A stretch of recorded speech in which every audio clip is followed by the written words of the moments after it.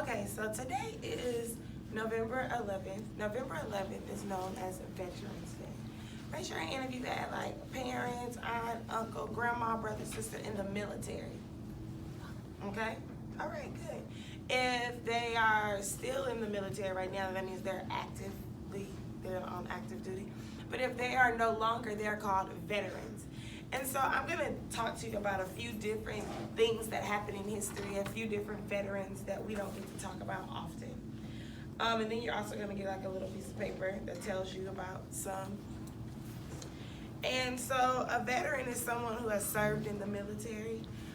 They can be alive or deceased. Deceased means they're no longer living. And I'm going to talk to you about a few of them. The first one I'm going to talk to you about is Crispus Attucks. And he was a patriot. And he was the son of a Native American and a Native African. He escaped the life of slavery and went to sea. He became literate, so that means, back in slavery days, slaves weren't allowed to read and write. And so he became literate, that means he was able to read. And during the Boston Massacre, he was the first to fall, meaning he was the first to die. But he worked really hard, and he tried his best, but he was willing to fight for his country. So he was a veteran. Okay, so that's someone we don't hear about often. Some other people I got a whole bunch of books so we can learn about different people.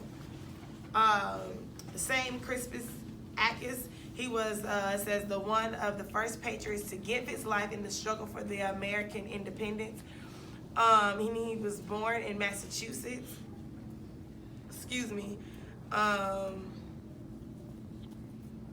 And the Boston Massacre was one of the first battles to mark the beginning. Okay, Frederick McKinley Jones. He is mostly known for inventions. He was an inventor, and he played a big role in refrigerator units. So he played a big role in the reason why we have refrigerators today. But he served in World War I. And so he was a veteran, but he's mostly known for his inventions. But it's also it's great to know that he was someone who served in the war of World War I. And he did some things for transportation. Some of his inventions helped transportation.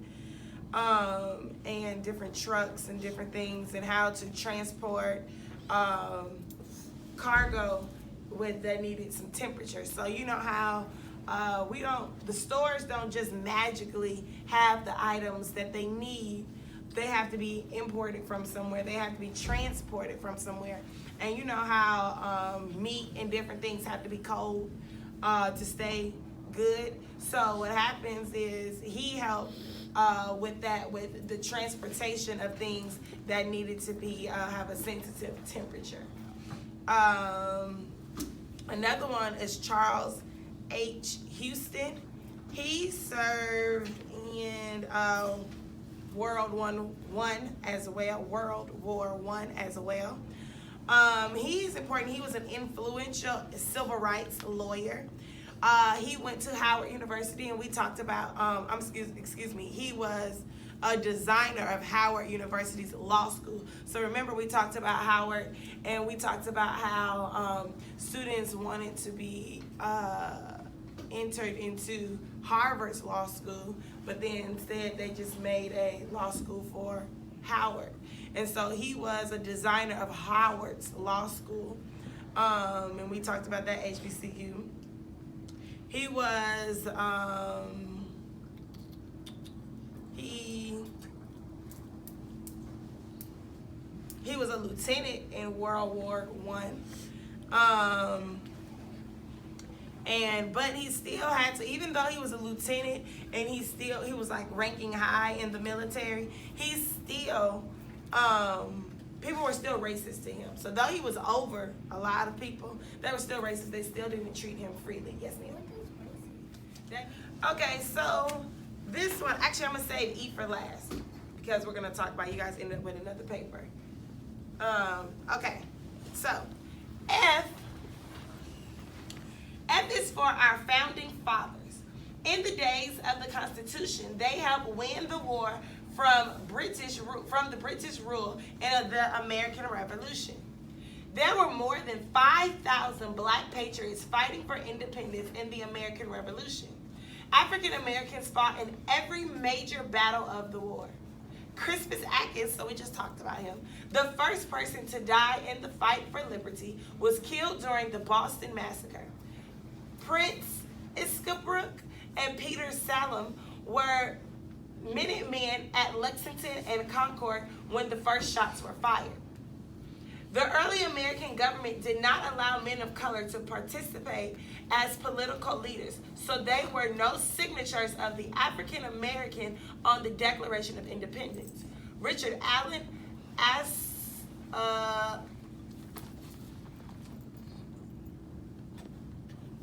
Salem Jones, and James 14, however, met just down the street from the Independence Hall in Philadelphia, the new nation's capital. These founding fathers organized free blacks and founded numerous societies and churches.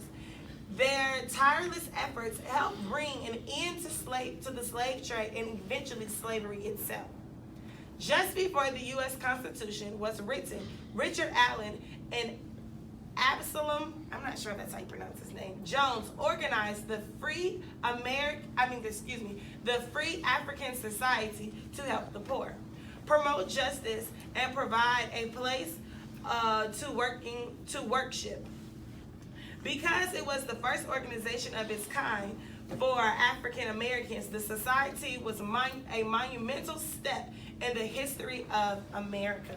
So oftentimes, when we hear about the Declaration of Independence and how they became the Constitution, how the United States had the Constitution, we don't hear about these people. Have you guys ever heard about these people? I didn't hear about these people until I got older. And so it is important that we know that it's not all about that there's more people in our history that we don't necessarily hear about all the time. And so these people were very important. It was black people in all of the major battles. There were people who helped form the Constitution, who helped different things, helped with different things. So this was important to know that the founding fathers are not just the people who signed the Declaration of Independence. There were some black people in there that helped mold the United States Constitution. T is for the Tuskegee Airmen. Raise your hand if you've seen Red Tails, the movie Red Tails. Okay, and that was about the Tuskegee Airmen. Has anyone else not seen Red Tails but heard about the Tuskegee Airmen? No? Yes? Okay, good. You have a question? Okay.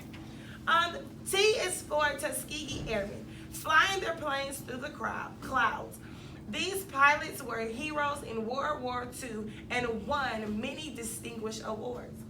The Tuskegee Airmen were pilots during World War II.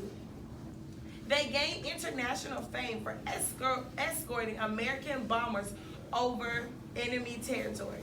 Because of their amazing flying abilities, none of the planes they escorted were ever shot down by an enemy fighter.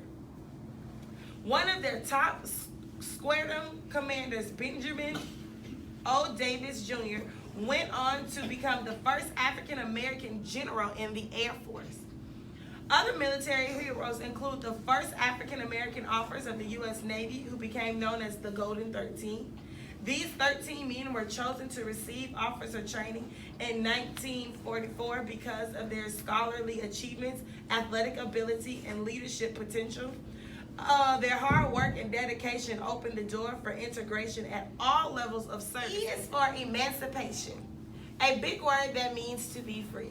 When people heard about the proclamation, it was the day of Jubilee. On January 1st, 1863, President Lincoln issued the Emancipation Proclamation.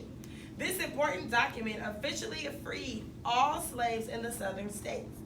Many refer to this day as the day of Jubilee because great rejoicing took place. The news did not reach Texas until more than 2 years later on June 19, 1865. And so does anyone's parents or your family celebrate Juneteenth? So Juneteenth is the holiday is a holiday because that is when Texas found out that the slaves were free. So I said that January 1st, 1863 is when President Lincoln issued the Emancipation Proclamation, which said that all slaves were free. But the news, because you know how because of social media, TV, the internet, something can happen in California and we can find out almost immediately right after it happened, right? Well, that's not how it worked. Back then, it wasn't no social media, it wasn't in TV, it wasn't. They had to go out and share this news. So somehow, Texas did not get the information about the Emancipation Proclamation until 2 years later on June 19, 1865. And so now it's a holiday, and it's called Juneteenth, and a lot of African Americans celebrate Juneteenth. General Granger rode to Galveston, Texas, and read the Emancipation Proclamation aloud for everyone to hear. A great celebration was held. So that's why African Americans celebrate Juneteenth.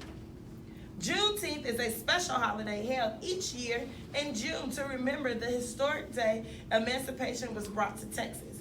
Friends and families gather to celebrate with festivals, parades all across America. So I basically just told you that. So yes, and so the reason why I saved Emancipation Proclamation for last is because you're going to end up with a picture that looks like this.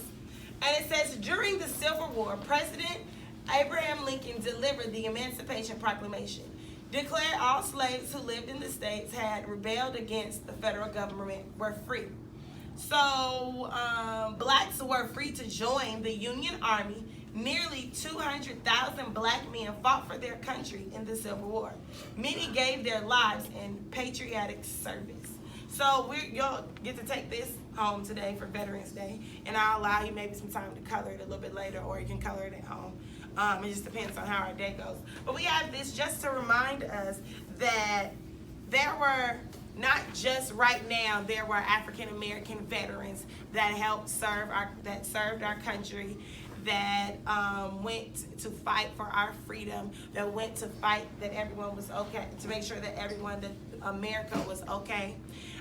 They have been fighting for hundreds of years, and they have been wanting to make sure that we were free, and they don't get enough recognition all the time. And I wanted to be sure that during this Veterans Day, we learned that they have been African American veterans for hundreds and hundreds of years.